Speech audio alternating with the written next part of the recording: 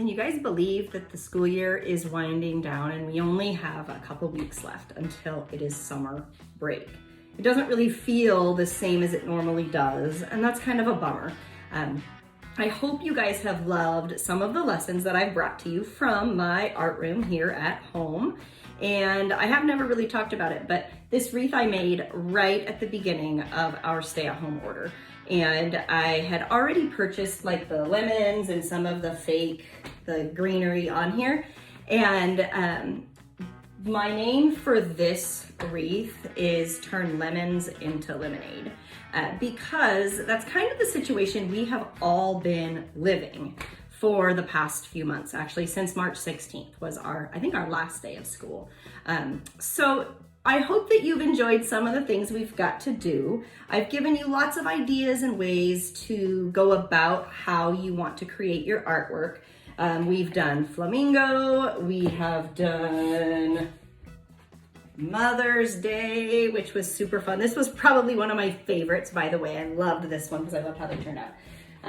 We've done a sloth, we have done multimedia, we've learned about Tyrene, I forgot his name. Forgive me, I'm not even gonna, Tyrone Guyton,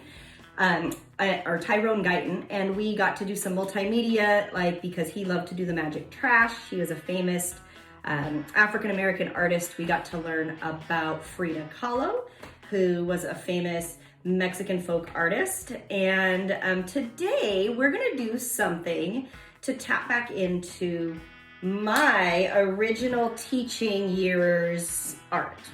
So here's a little something about me some of you might not know. Most teachers probably know this about me, but did you know, students, that before I was the art lady, before I was your Eastmont art teacher, I was actually a regular ed teacher. So I taught in the regular classroom, and I taught middle school. I taught 6th grade for years, I think almost 8 or 9 years at Sterling Middle School. And then I became a 4th grade teacher at Lee for a couple of years. And then my last teaching position before I took this art job was a 3rd grade teacher.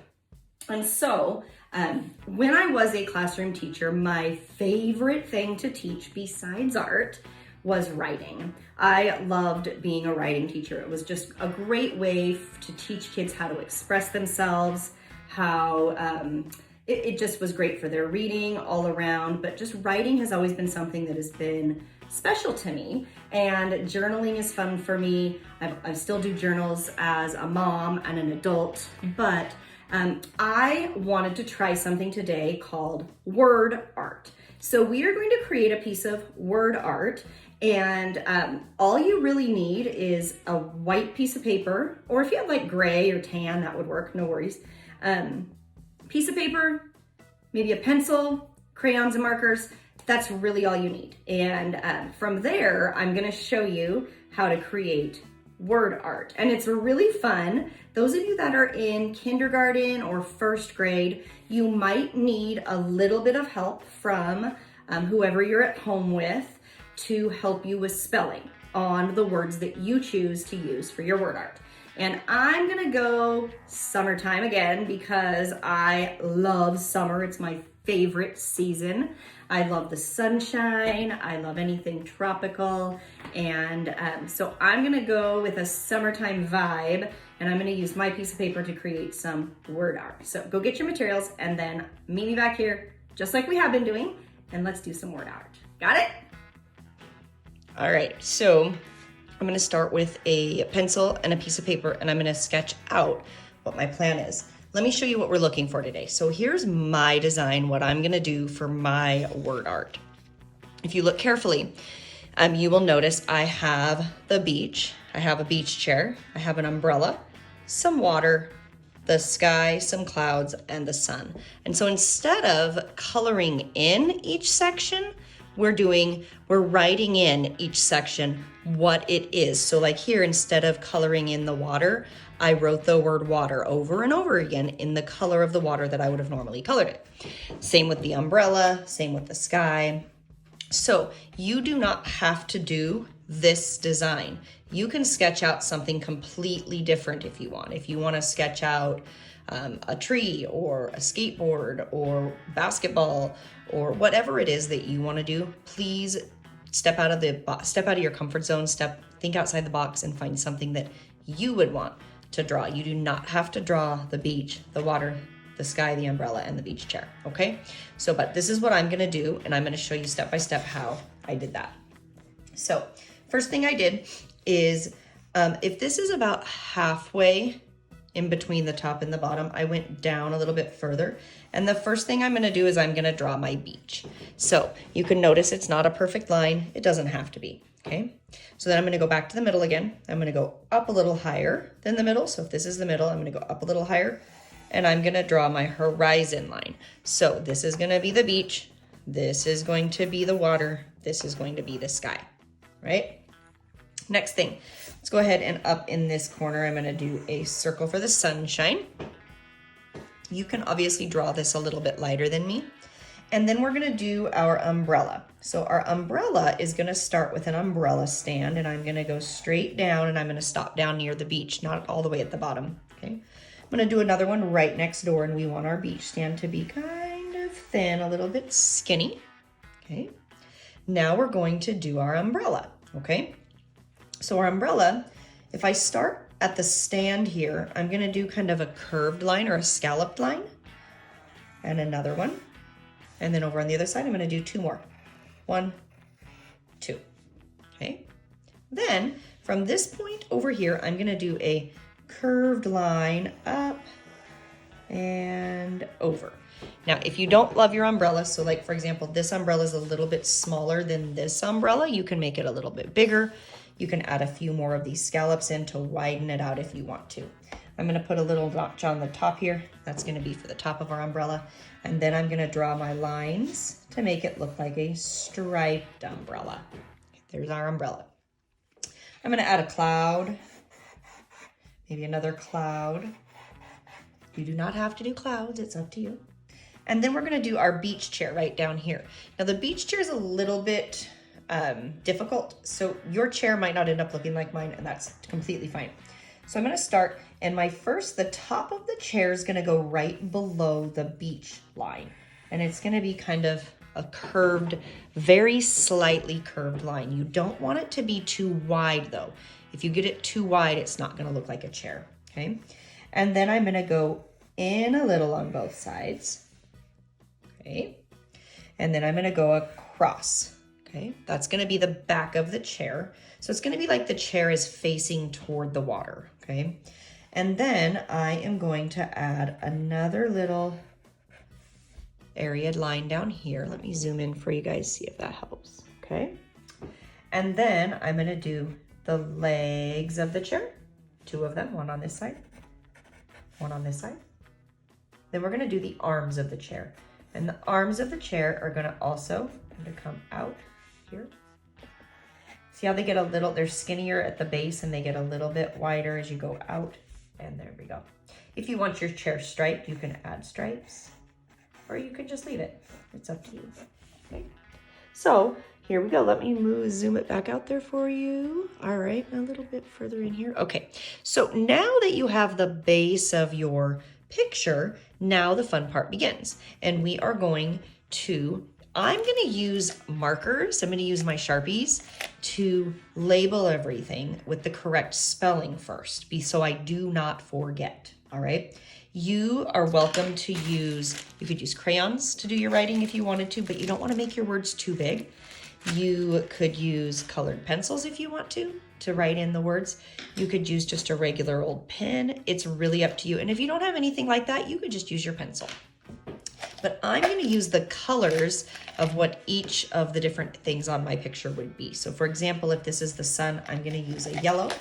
I am going to outline my sunshine. Whoops. And then I'm going to write it 1 time so I know how to spell the word sun. S-U-N is how you spell sun. I'm going to be done with that for right now. I'm going to keep my yellow pen over here to the side. Okay, the next thing I want to do is I'm going to get a blue pen, and I'm actually going to outline my skyline here. And then I'm actually going to take my pencil and erase in here where that skyline was, because I don't want that to go right through my umbrella. okay? And then I'm gonna write the word sky right down here so I don't forget how to spell it. Sky is spelled S-K-Y, okay? Next thing we're gonna spell today, let's do cloud. I'm gonna use a little bit of a smaller pen for the cloud so that I don't run out of room. And I'm gonna write the word cloud for you so you can see how to spell it. Cloud is spelled C-L-O-U-D,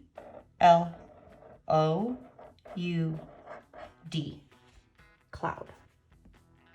Okay, so we have our sun, our cloud, our sky. Okay, your umbrella, you can do whatever colors you want. I'm gonna go ahead and do one section of my umbrella. I'm gonna do this one, and I'm gonna show you how to spell the word umbrella real quick. Umbrella is spelled U-M-B-R-E-L-L-A.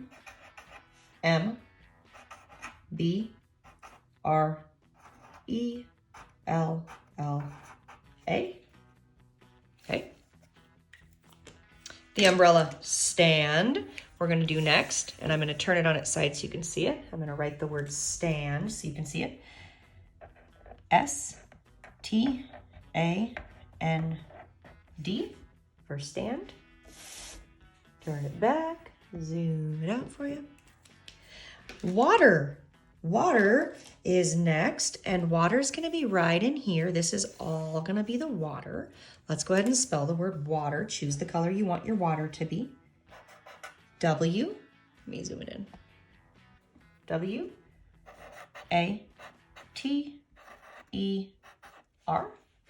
for water. I'm going to use a brown for the beach, and we're going to do the beach next, right down here. Beach is spelled B-E-A-C-H.